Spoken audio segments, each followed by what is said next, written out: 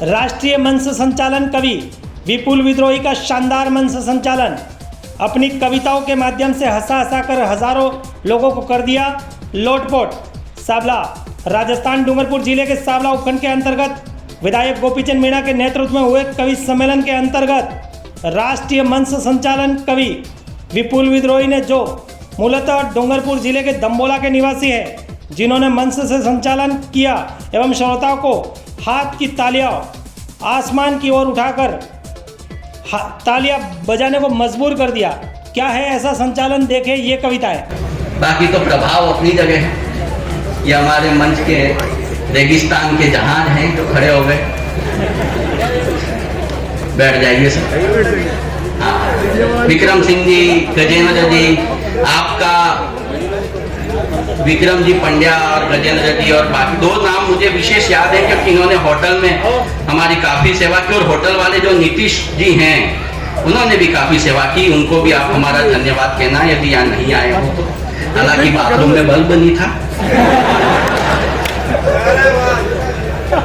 लेकिन फिर भी धन्यवाद तो कह देना, धन्यवाद कहना चाहिए। भले चादर बदली नहीं थी लेकिन धन्यवाद बनता है। पंखे में रेगुलेटर भले नहीं हो लेकिन सेवा बहुत की उस व्यक्ति ने। भैया आप ब्याज जाओ, ये अभिवादन हो गया सबका, बैठ जाओ। आगे आ जाओ, आगे पीछे। अच्छा, आप ये कैमरा संभाल रहे, बहुत बढ़िया। कैमरामैन है वो। इतिहास में कैमरामैन वही बना है जिसको दूसरे के घर में ताक झाक की आदत है। वही आदमी फोटोग्राफी का काम करता है। आप सबको प्रणाम। कुछ लोग कुर्सियों पर विराजमान हैं। भूपेंद्र जी, लगता है इन्होंने कथा में विशेष चंदा दिया है, नहीं दिया हो तो ले लेना। और वैसे भूपेंद्र जी कह रहे हैं कि केवल एक व्यक्ति के पुरुषार्थ का ये कथा पंडाल है और वो है गोपीचंद जी मीणा। इतना सारा भोजन बन रहा है इतने कथा में, तो इससे भी ज्यादा लोग आते होंगे। रोज का 8-10 हजार लोग यहाँ पर भोजन कर रहे हैं पिछले 5 दिनों से। इतना व्यय केवल एक व्यक्ति कर रहा है, और वो व्यक्ति जो ईमानदारी से काम करता है। पैसा खाने वाले नेता तो हर सप्ताह एक कथा करा सकते हैं, लेकिन ऐसी कथा, इसलिए शायद वो कवि सम्मेलन के लिए हिचक रहे थे। लेकिन अब आपको प्रण है कि अगला चुनाव तो आप जीतोगे। कभी कभी सरस्वती 12 घंटों में एक बार कवि की दीवान पर आती है, शायद मेरी दीवान पर इस समय हो। लेकिन हर साल अधिक मास या श्रावण मास या कुछ न कुछ मास आता है, किसी न किसी पूज्यपाद को बुलाकर, कभी इस गांव में, कभी आपके उस क्षेत्र में भूपेंद्र भाई के और अन्य सभी के सहयोग से एक कथा जरूर कराओ, आप जीत जाओ। और जब जब कथा कराओ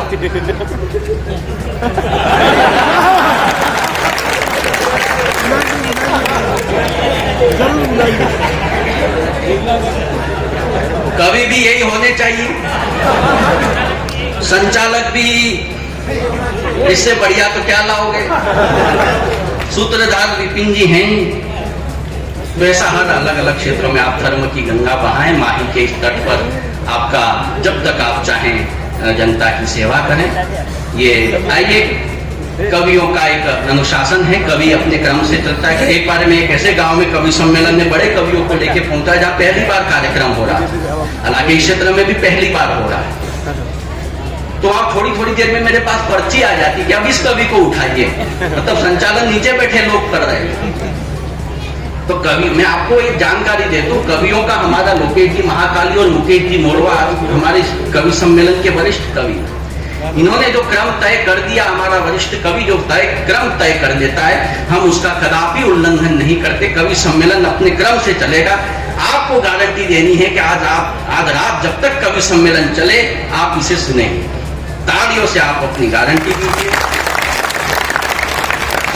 गारंटी बहुत कम आई है, आखिरी कवियों पे खतरा है। आइए, माँ सरस्वती की वंदना इस मंच पर हो। व्यासपीठ विराजमान है, भागवत स्वयं शब्दावतार है, भागवत की स्थापना है। लेकिन कवियों का मंच है, साहित्य पुत्रों का मंच है, शब्द पुत्रों का मंच है, तो माँ शारदे की शाब्दिक स्थापना भी इस मंच पर होनी चाहिए। पधारिए भाई साहब, आप घर का सारा आवश्यक काम निपटा के आए हैं।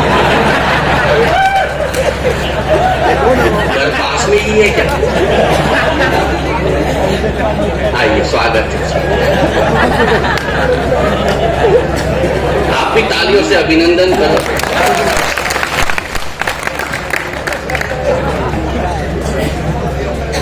मैं इस मंच से कभी कोई धार्मिक मंच है और कविता का मंच है, भागवत का मंच है, हल्की बात होगी लेकिन कोई हल्की फुल्की बात मेरे मुंह से नहीं होगी। फिर आपके दिमाग में क्या उपजता है वो आप जानते हैं। मैं एक ही अर्थ में बात करता हूँ, आप अपने अर्थ में जो भी आनंद लें। हालांकि कवि सम्मेलन मनोरंजन भी है।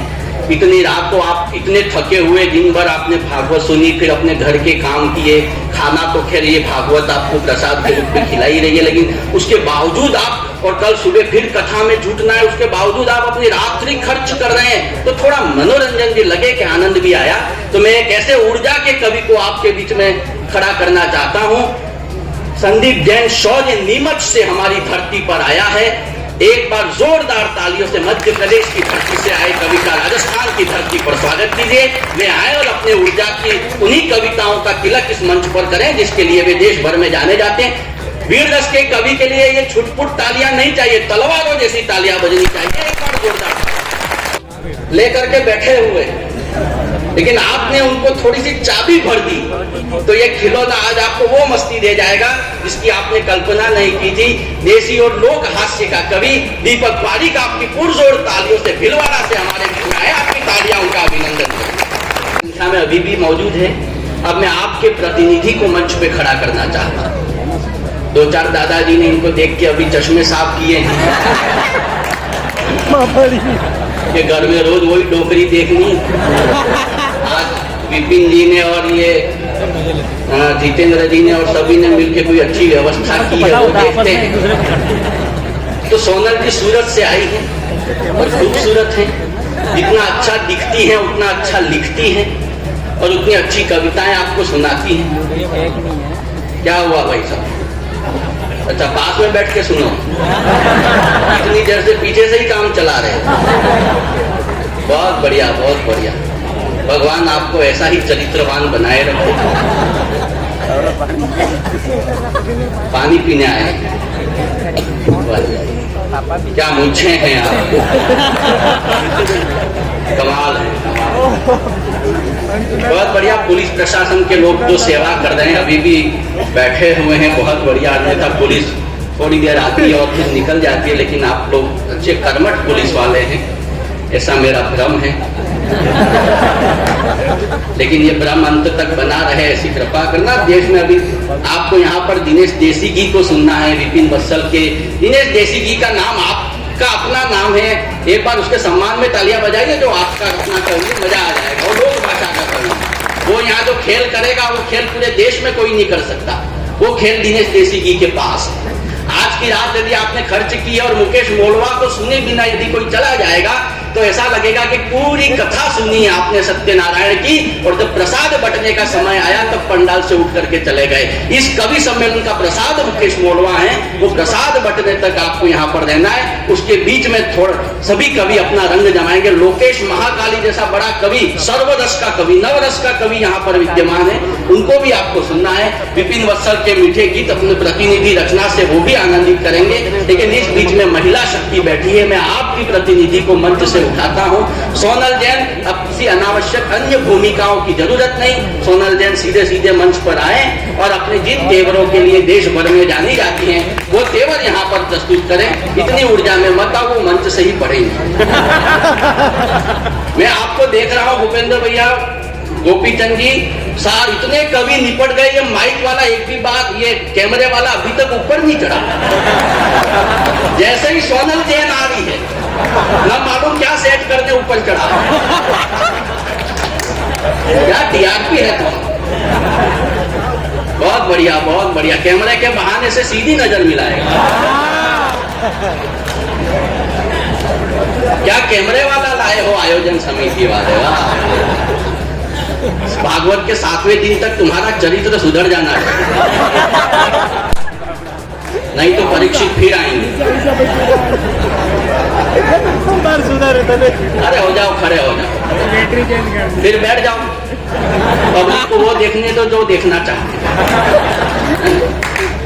तो ये अभी तक आपने मनोरंजन के कवि सुने, हास्य के कवि सुने, ये वीर रस के कवि सुने, ये वैलेंटाइन डे की कवित्री हैं तो वो आ रही हैं आपको प्रेम प्यार श्रृंगार के रस इस अध्यात्म के मंच से, क्योंकि कृष्ण का मंच है और कृष्ण प्रेम के सबसे बड़े देवता है। तो सबसे बड़े देवता का जब इष्ट ही प्रेम है, कृष्ण का इष्ट प्रेम ही है, राधा है और राधा प्रेम की मूर्त है। तो इस रास लीला की जमीन पर सूरज से हमारे बीच में प्रेम गीतों की बरसात करने वाली सोनल जैन पधारी हैं। मैं उनका यहाँ मंच पर स्वागत करता हूँ। वे आए और अपनी कविताओं से, जैसी भाई साहब ने जिस मनोभावना से ताली बजाई है हमारे जैन साहब ने, इनकी सारी भावनाओं की इच्छा पूर्ति आप करें। जोरदार तालियों से सोनल जी का स्वागत। छोटी सी रह गई है, दिनेश देसी जी हैं, लोकेश महाकाली हैं और मुकेश मोलवा जी हैं। मैं ज्यादा कोई भूमिका खर्च नहीं कर रहा हूँ, सीधे सीधे लोकेश महाकाली जी को बुला रहा हूँ। वे आए और अपनी जितने भी मिनट की पारी खेले उसमें मस्ती में आपको जुमा दे। हास्य का बड़ा नाम नाथ द्वारा की धरती से आपके बीच में ऐसी तालियां लोकेश महाकाली जी के लिए नहीं होती हैं। पूरा सदन एक बार झूम के तालियां बजाइए। मुझे पता है इसमें से बहुत से लोग दिनेश देसी जी को सुनने के लिए बैठे हैं, इसमें से बहुत से लोग मुकेश मोलवा जी को सुनने के लिए बैठे हैं, लेकिन लोकेश महाकाली जी की फैन फॉलोइंग पूरे देश में मैंने देखी है कि कितनी होती है। नवरस के सिद्ध कवि आज आपके दरबार में उपस्थित हैं, इस भगवत मंच पर उपस्थित हैं। ये इस म्याला गांव का सौभाग्य है। एक बार लोकेश महाकाली जी के लिए जोरदार तालियां पाते हैं। उस कोचिंग संस्थानों के डायरेक्टर हैं, वाग देवी कोचिंग संस्थान इंदौर, देश के प्रमुख कोचिंग संस्थानों में उसके डायरेक्टर हैं। और वेशभूषा देखिए, आजकल आदमी 10वीं पास क्या हो जाता है, अपने आप को 30 मार्का समझने लगता है, उसकी वेशभूषा बदल जाती है। मेरी तरह है, लड़की थोड़ी सी पड़ जाए, जितनी जितनी डिग्री बढ़ती है कपड़ों की साइज कम होती जाती है। लेकिन ये हमारे देश के संस्कारों की वेशभूषा के कवि हैं और वेशभूषा के साथ देश की भाषा के कवि हैं, देश की आत्मा के कवि। माफ कीजिएगा सर, एक कड़वी बात कहना चाहता हूँ। आप किस पार्टी को वोट देते हैं मैं नहीं कहता, आप किसको भी दें। दिनेश जी ने तो कह दिया आप इसको दे उसको दे, आपकी मर्जी, आपकी अपनी चेतना है, आपका अपना विवेक है, आप जिसको भी देना चाहें दें। लेकिन पिछले दिनों उदयपुर में हमारे पड़ोस में एक घटना हुई साहब, और हम मौन रह गए। एक टेलर का सर काट दिया। तब काट दिया गया जब 6 दिन पहले उस दर्जी ने, उस हिंदू सनातनी ने पुलिस में जाकर के शिकायत दर्ज कराई थी कि कुछ लोग मेरी जान के दुश्मन बन बैठे हैं। तब जाकर तब भी उसका सिर कट गया सरे बाजार भरी दोपहरी में। तो इससे बढ़कर शर्मनाक स्थिति इस राजस्थान, इस वीर भूमि मेवाड़ में ऐसी घटना, हमारा सर शर्म से झुक जाता है। तब 4 पंक्तियां मैं उस बड़े कवि को बुलाना चाहता हूं जो देश में सनातन के जागरण की बात करता है। मुकेश भैया, ये सर्व समाज का मंच है। हिंदू और सनातन समाज के जितने भी लोग हैं, तरह तरह की जातियों के, विधायक महोदय स्वयं जनजाति समुदाय से आते हैं, मां शबरी के समुदाय से आते हैं, भूपेंद्र पंड्या विप्र समुदाय के, जैन समाज के महावीर भगवान के अनुयायी जैन साहब बैठे हैं। तो तमाम समाज के लोग एक समरसता से इस कवि सम्मेलन को भी सुन रहे हैं और इस 7 दिवसीय भागवत ज्ञान गंगा का आयोजन भी कर रहे हैं और सुन भी रहे हैं। कोई भेदभाव नहीं है, लेकिन कुछ ताकतें हैं जो हम में भेद डालने का प्रयास कर रही है। हमारी जो आपस में आप बैठे हो, क्या आपको कोई भेद लग रहा है कि मेरे पास कौन बैठा है? लेकिन कुछ ताकतें आएंगी चुनाव के टाइम पर जो आप में भेद बताएंगी कि हम आदिवासी हैं, ये ब्राह्मण है, इसके पुतले जलाओ, ये बनिया है, ये खराब है, ये श्रेष्ठ है, ये घटिया है। लेकिन आप कितनी समरसता से एक साथ एक स्वर में जब भारत माता की वंदना होती है तब तालियां बजाते हैं। ये उन मूर्खों के मुंह पर ये कवि सम्मेलन और ये भागवत कथा एक तमाचा है, और उस तमाचे को स्वर देने के लिए हमने मुकेश मोलवा को आज आपकी धरती पर इंदौर से आमंत्रित किया। ये कोई छोटी मोटी हस्ती नहीं है। भारत सरकार में जब चुनाव होते हैं, पिछले 2 चुनावों का मैं गवाह हूं, जब केंद्र के चुनाव होते हैं तो देश की सबसे बड़ी पार्टी जो सत्ता में है, उसमें मध्य प्रदेश में कौन किस सीट से लड़ेगा, इनकी सुझाव और इनकी सलाह के बिना वो तय नहीं होगा। ये ताकत है। और हमारे राजस्थान में पिछले दिनों चेतावनी के बाद भी एक व्यक्ति का सर काट दिया गया। इससे बढ़कर शर्म की बात। पुलिस प्रशासन का दोष नहीं है, आकाओं का दोष है। ये तो बेचारे दबाव में रहते हैं, अपने ट्रांसफरों की चिंता में रहते हैं। जिस समय हम होली, दिवाली आदि त्योहार अपने घर में बैठकर खुशियों से मनाते हैं, होली दिवाली ऐसे त्योहार हैं जिस पर हर व्यक्ति को छुट्टी मिलती है, चाहे प्राइवेट में हो, सरकारी में तो मिलती, ज्योतिबा फुले की मिल गई, हर व्यक्ति को छुट्टी मिलती है। तब जब सब छुट्टी पर होते हैं तब ये ड्यूटी पर होते हैं, ये पुलिस प्रशासन है। लेकिन इनकी ताकत को सत्ताएं कमजोर करती हैं। जिम्मेदार है वे इस सारे ही फसाद के।